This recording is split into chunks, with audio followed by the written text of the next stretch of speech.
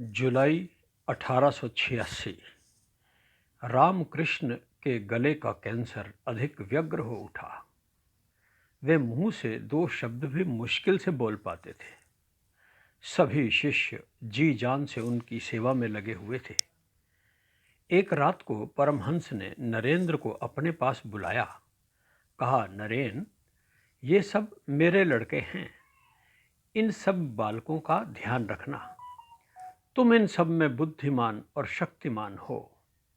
इनकी रक्षा करना और सतपथ पर चलाना।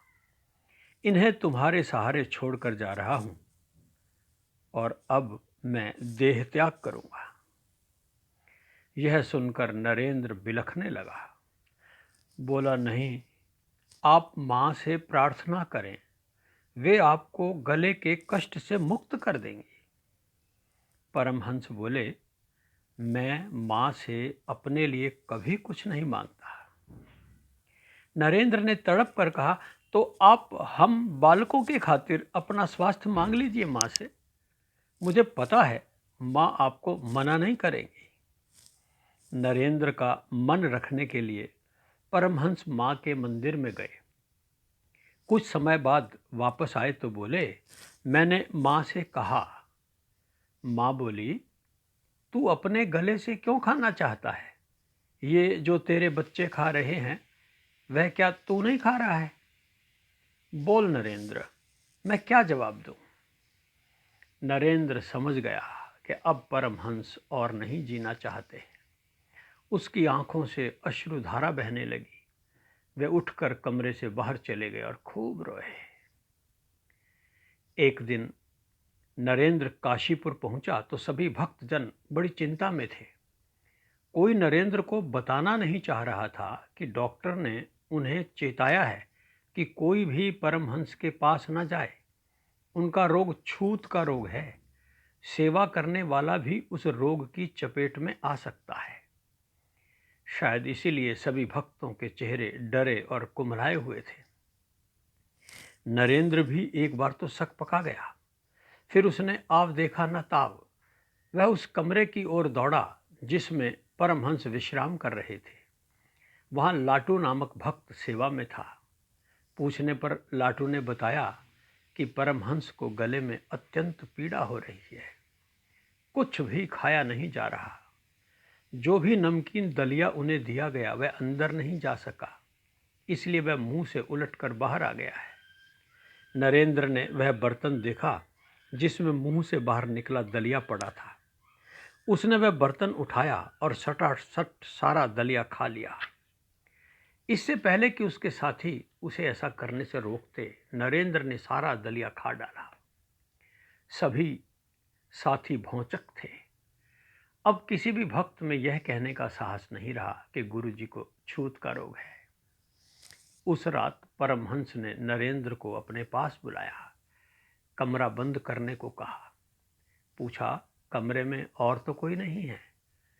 आश्वस्त होने पर प्यार से सिर पर हाथ फिराकर कहा, बोल नरेंद्र, मैं तुझे क्या दे दूं?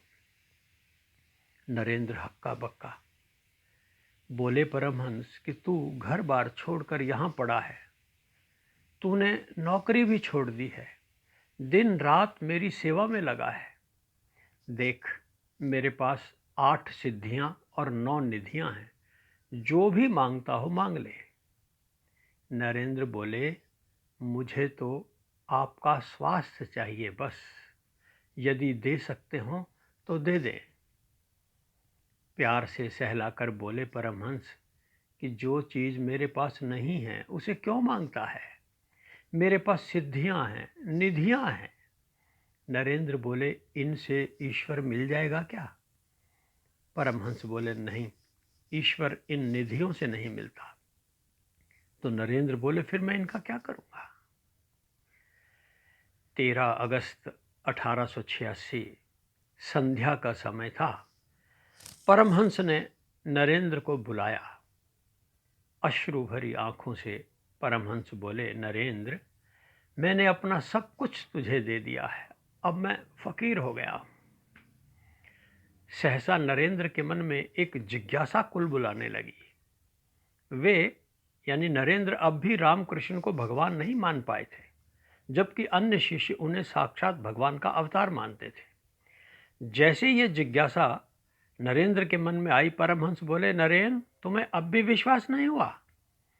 नरेंद्र जैसे आसमान से गिरा हो। उन्हें कैसे पता चला कि उसके मन में क्या चल रहा है? नरेंद्र ने सहमति में सिर हिलाया। परमहंस बोले, अरे जो राम, जो कृष्ण, वही अब की बार एक ही आधार में राम कृष्ण, और तेरे वेदांत की दृष्टि में नहीं, साक्षात साक्षात।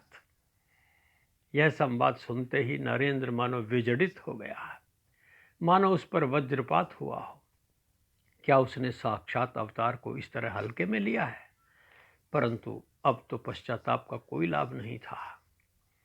15 अगस्त 1886 रविवार का दिन, वह दिन भी आ गया जब सूर्य अस्ताचल को चल पड़ा। रामकृष्ण परमहंस ने महासमाधि पाई।